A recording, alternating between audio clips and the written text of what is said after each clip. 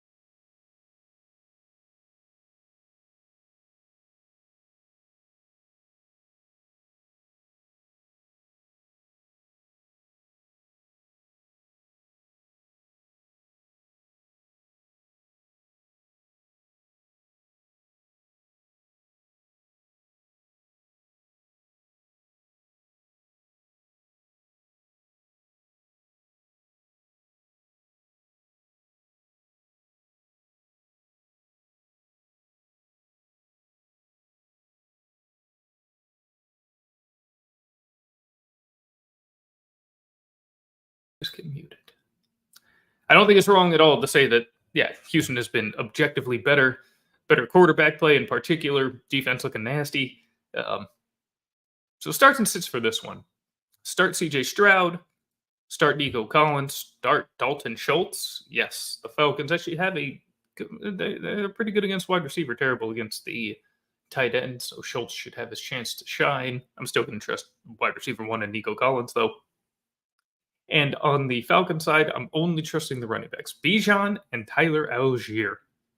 You could sit Dameon Pierce for this one. I do think things are going to turn around for Pierce, even though I was very low on him in the preseason, partially because of what we've seen so far.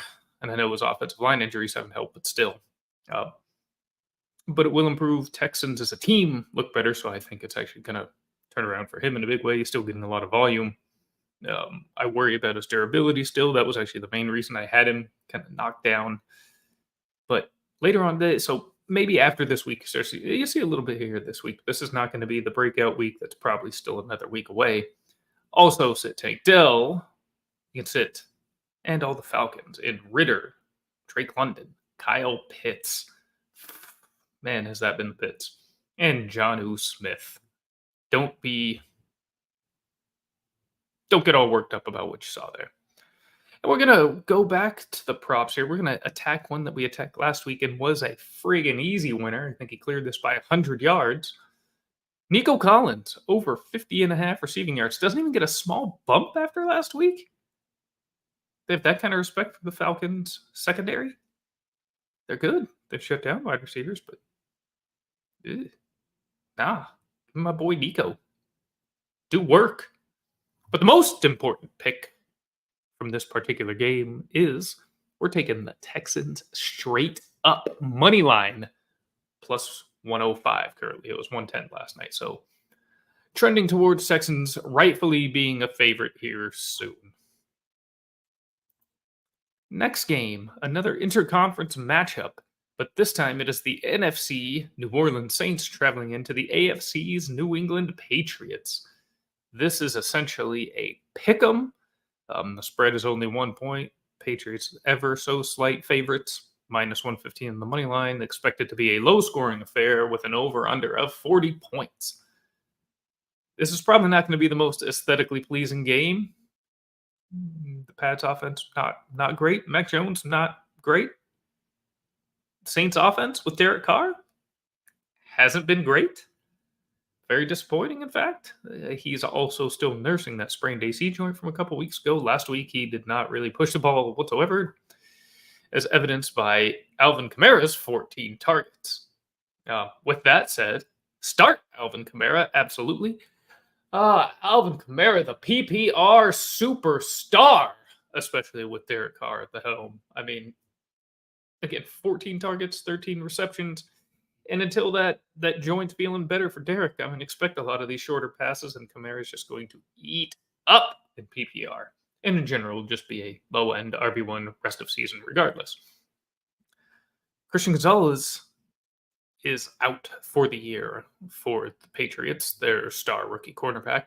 Damn shame. He was on his way to a Rookie of the Year season, so it sucks to hear this news. Matthew Judon is also going to be out. So it's going to be a weakened New England defense. It's usually solid. Not always spectacular, but usually still good. So I'm still going to say go ahead and start Olave. Go ahead and start Michael Thomas. And on the Pats side, frankly, Ramondre is the only guy I may be interested in starting. I have no interest in Mac Jones or Hunter Henry or any receiver on the Patriots. So really just give me Ramondre. Again, it's similar to Gibbs. Where you drafted him, you probably don't have a better running back on your roster. There's not going to be a better one available for you to play in all likelihood. So you probably need to play him. And you can also, of course, sit Derek Carr. You can sit Juwan Johnson. You can sit Taysom Hill. And in this one, I am going to take the Saints to win as well. So the Saints on the money line is the very slight underdog at minus 105. It was plus 102 last night. So moving the correct way in reality, but the wrong way for the bet. Would have loved to have gotten you that at plus money, but you couldn't be in my brain in the middle of the night. So now we move to an AFC South clash. Titans go into Indianapolis to face the upstart Colts with Anthony Richardson at the helm. Jonathan Taylor may be back. Probably not. I kind of sense still, things aren't all jolly between them. He was a full participant in practice today out there in Indianapolis, as reported. But I do really think they're going to rush to put him in, or even if he's active, they're going to. How much volume do you think he's going to get? I don't know. Probably got to wait a week or two to see what the plan is. But with how this offense has looked, JT could be deadly back there with Anthony Richardson running the show. And that would be fun to watch. I really hope we get to see it. And I'm not just saying that as, again, the guy who has him on some teams and kind of needs him to play. Like, really bad. So JT, Jim Irsay, work it out, duke it out, just let him play. Steichen, don't hold a grudge. Keep it a meritocracy. I understand Zach Moss has filled in admirably, played well. But, come on. Let JT eat. Anyways, in this game, the Titans are small road favorites. 1.5 points, minus 122 on the money line, over under a 43, relatively respectable point total given these two clubs. I would start on the Titans side, Derrick Henry, DeAndre Hopkins, and that's probably it. And on the Colts side, Anthony Richardson and Michael Pittman, and that's probably it. I want no part of Ryan Tannehill. I want no part of Zach Moss, Kylan Granson, Traylon Burks, if he even plays. He wasn't at practice today. I don't know. I think it, actually, the more I think about it, I kind of like the under on 43 here. But yeah, I don't think this is going to be a big offensive game for either team by any stretch of the imagination. So, yeah. And this is going to be the toughest test Anthony Richardson has faced. It's not going to have a run game to really lean on. Moss is not going to be able to do anything against this team. JT, maybe if he plays, but this is going to be really tough for him. I think he'll be able to get the ball to Pittman a bit, but that's about it. So, really don't want much to do with this one. Whose house? Ain't going to be the Rams' house this Sunday. I have no faith in them to beat the Eagles, even though I kind of like to see it, but I don't think it's going to happen. Start everybody. Oh, didn't go through the numbers. Eagles are coming in as 4.5 point favorites, minus 218 favorites on the money line, over under a 50.5. Nice total. Start everybody. Every Eagle. Hurts. AJ Brown. Devontae Smith. DeAndre Swift. Dallas Goedert. And on the Rams side, really just the core three. Stafford, Kyron Williams, and Puka Nacua. Even if Cup's back, which I don't think he will be this week, we'll see. But either way, play Puka Nacua. Just start everybody. Last night I made a note that I did want to take a look at Dallas Goedert props because I do think this is going to be a nice game for old Dallas against the Rams, and they still got nothing up. Wow. Punks. How do you not have this up yet? All right, so we still don't have Dallas Goedert props available, but keep an eye out on the Discord for those because I'm definitely going to be targeting him. And yeah, be a great game. Rams are probably just going to lose at home. There should be a fair number of Philly fans there. SoFi, whether it's Chargers or Rams, just attract a fair number. It won't be like when the Niners go, but you'll hear the crowd for Philly at points during the broadcast. What is increasingly a disgusting-looking game. Bengals traveling into the desert of Arizona to face the Cardinals. They are 3-point favorites on the road. Minus 166 on the money line. Cards home dogs. Over under a 44.5 points. Frankly, through 4 weeks, the Cardinals look like the better NFL team than the Bengals this season. Now, caveat obviously is Joe Burrow's calf injury. He could barely move on Sunday. He's a statue out there. And until that improves, honestly, I don't think much is going to improve for the Cincinnati Bengals. This is, when your quarterback can't move unless you have a line that can hold up for several seconds, which the Bengals absolutely do not have, he's going to get destroyed out there. I know he's making this decision largely himself. He's not going to willingly miss games, but I just hope he doesn't get further hurt, frankly. That's my biggest fear in this whole thing. I think the season's already cooked for the Bengals, frankly. So, yeah, Bengals Cardinals game that's happening. Nothing we can do about it. They're going to play it. I would still start Mixon and Chase. You're never going to sit Chase. And with Higgins out, I'm saying start Mixon as well in this matchup. On the Cardinals side, James Conner, Hollywood Brown, Zach Ertz, great spot for Zach Ertz. Josh Dobbs, maybe? Bengals defense has been poor. Dobbs has been good and producing fantasy, or producing in fantasy, lots of points. Dobbs is definitely ranked higher than Burrow this week. You might start him. Do not start Burrow. Do not start Tyler Boyd. Don't start Michael Wilson either. I know last week was fun, but just don't chase last week's points. Yeah, I would start Dobbs if you're in a pinch there at the quarterback position this week, especially with bye weeks. It'd be one of the first options I'd look to off the waiver wire. In fact, if you need to make up, say, Geno, due to Geno being gone or whoever. Cardinals -3, which should actually say +3. So my apologies. Yeah, Cardinals +3 at -110 is an official pick. If they lose, it won't be by more than a field goal. I think there's a very good chance the Cardinals win this game and the Bengals drop 1-4. Like, very good chance. The Cardinals are, well, they're not getting Caleb Williams. They will not. They're not bad enough to finish with the number 1 overall pick. That's a fighting team over there. Don't know how much talent there all truly is. But yeah, they play. They play hard. It's a team to be respected, not taken lightly. We got another game that on the surface you might think start everyone over under a 53. It's great. Chiefs Vikings, I actually kind of like the under a little bit. Well, no, I don't know if I like the under, but I think it's going to be very funneled, a lot of this production. So in this game that the Chiefs are 4.5-point favorites and -205 on the money line for out there in Minnesota with an over-under 53. I'm going to start Patrick Mahomes, obviously. I'm going to start Travis Kelce, obviously. And I'm going to take a shot on the receiver this week for Kansas City, and that one's going to be Sky Moore. Yeah. Sky Moore.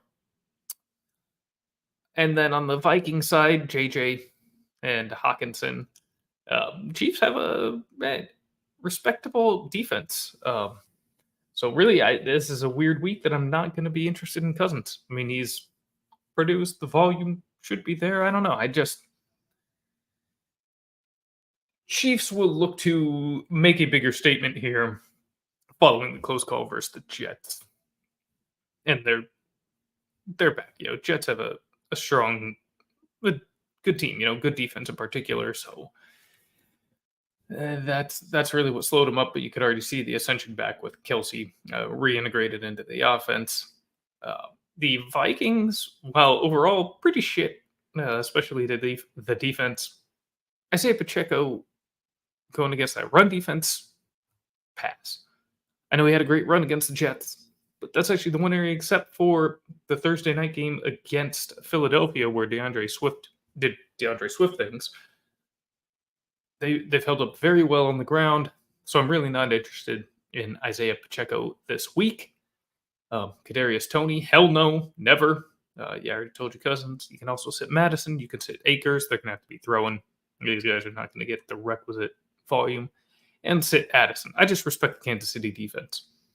Mahomes, I anticipate, will break his passing yardage prop, which is set at 299.5 yards. I take that back. No, it's 285.5 yards, so definitely smashing that. And Alexander Madison, let's see if he's still up at the same number. All right, and Alexander Madison take the under on his rushing yards of 53.5 against this Chiefs defense. They're not going to be in enough rushing situations, and he's going to beat his match there against the Chiefs front line. Only a few games left to go.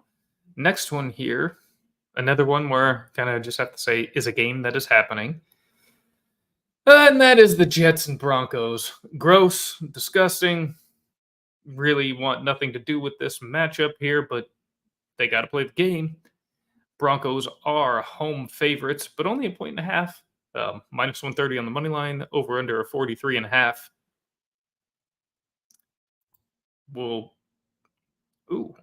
We got a question. I will get to you in a second, Trev. Don't you worry. Let me finish up here with Jets Broncos, and we'll get right to it. So, Brees Hall, Robert Saleh did announce today, is no longer on any sort of snap count, any sort of limitation with this work. So go ahead and start Brees Hall against this Broncos team. Start Garrett Wilson every week.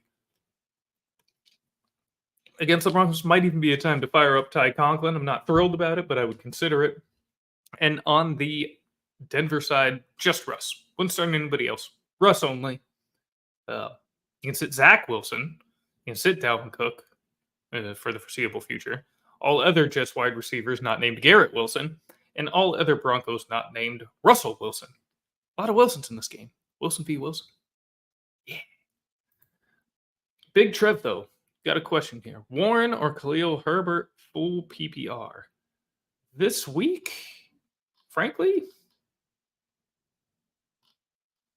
Herbert.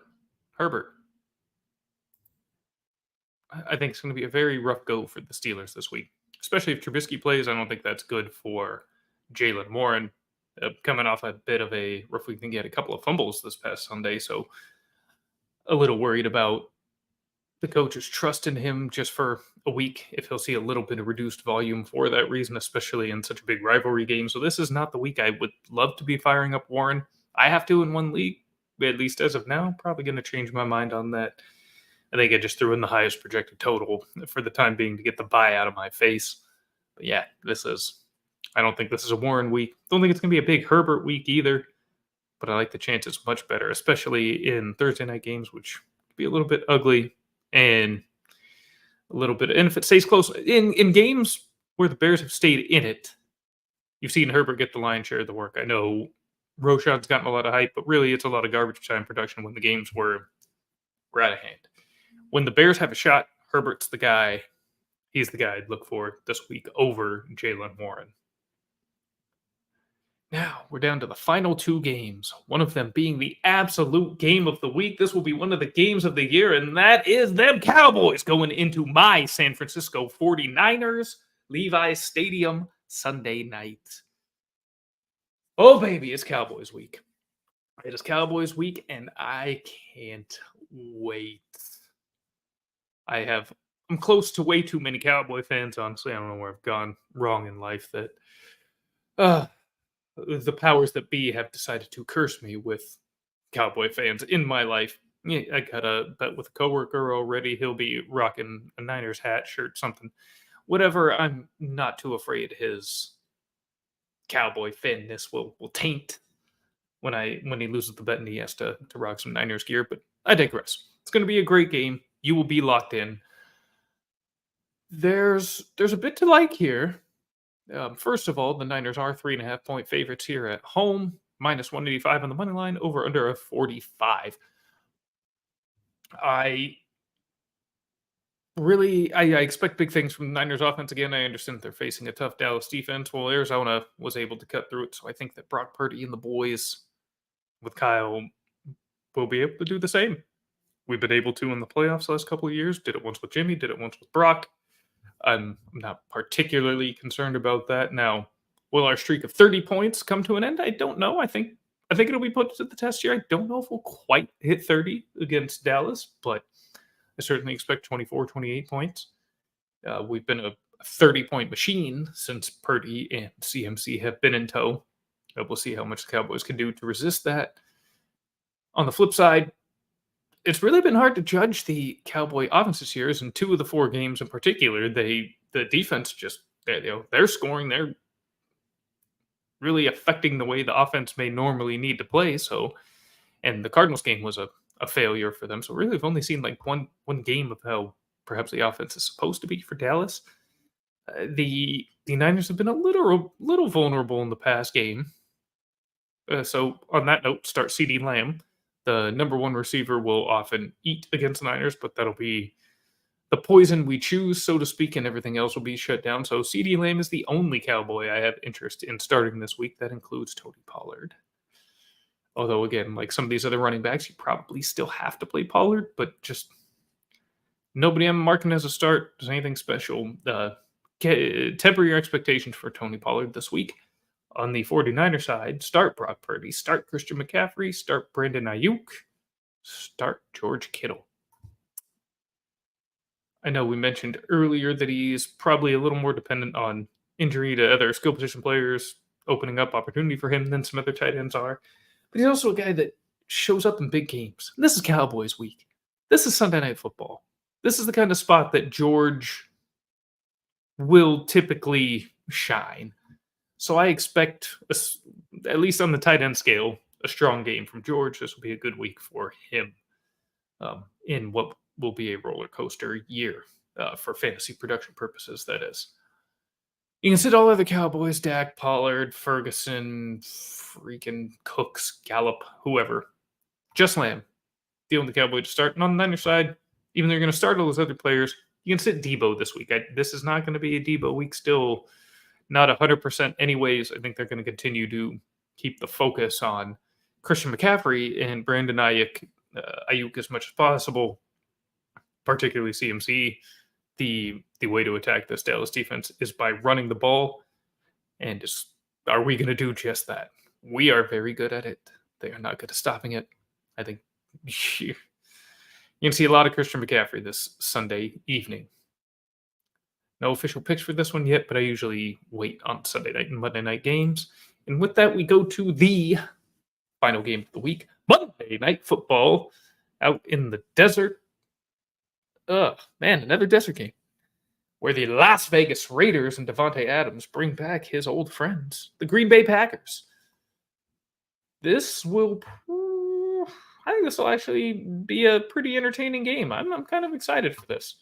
The Packers will be facing a weaker test than they have the last couple of weeks, so I think it'll be a better game for Love. I know the fantasy production's been there, but his performance has been very not great. He hasn't been very good, frankly. The numbers don't match the eye test, what you see. Regardless, they start Jordan Love this week, start Aaron Jones this week, unless we have news that he's still truly not healthy either. Romeo Doubs would be my receiver of choice. Start Josh Jacobs, start Devontae Adams, revenge game, although not really revenge, but you get the idea. And Jacoby Myers. You can sit Christian Watson, you can sit Luke Musgrave, you can sit Jimmy G, and you can sit all other Raiders. Over under a 45. Kind of like the over. Here. Should be a good one. Should be a very good one. I'm kind of excited for this game. I think it's low-key going to be one of the better Monday night games we've gotten so far this year. Looking forward to that one. And that will wrap it up here for our week 5 fantasy football and prop bet preview. So I would like to take this time to remind you that all numbers and lines I've given you are from DraftKings Sportsbook. All parlay pick'em site picks are in reference to Underdog. And not all the props are released yet. So that's why we have a bit of a limited array on this Wednesday show. We still don't have the full slate available. So for that reason, once again, please make sure you are following the Discord server, link below, and me on Twitter. But Discord is where you will get the most up-to-date picks. You get them here. If you watch, you get them first. You get the earliest lines, the best numbers. So there's a lot of value here being here live or watching here very soon after the recording. But to stay up on new picks, movement on these existing picks, follow the server, please. Get us over there. And if you are going to go ahead and use these picks, particularly on the Pick'em sites, do so at Underdog. Use code ROGUE to get a 100% deposit match on your first $100 on your initial deposit. Put in 100, get 200, profit. Same thing on Prize Picks. Use code ROGUE. And if you deposit 100, you'll get a deposit bonus of 100% and give you 200. So that right there, I'm hoping you get 200 free dollars just right off the bat with those two sites. Sleeper doesn't love you quite as much, but they'll give you 25 bucks if you use my code RF-FF_Tycoon as the referral code. They will match up to $25 on your first deposit, 100% up to $25. So put in 25 and you will get 50. So overall, deposit $225, walk away with $450 in your balances collectively, and then just use these picks to make even more money. Let's have a profitable rest of the season. Oh man, let's just enjoy these games. Tomorrow night, probably not going to be the most enjoyable, but Sunday has some good stuff for us in tow. We're looking forward to another great slate, another awesome week of football. So make sure you're taking these picks, using them, profiting, and most importantly, having fun. But until next time, let's win together. This meeting is adjourned.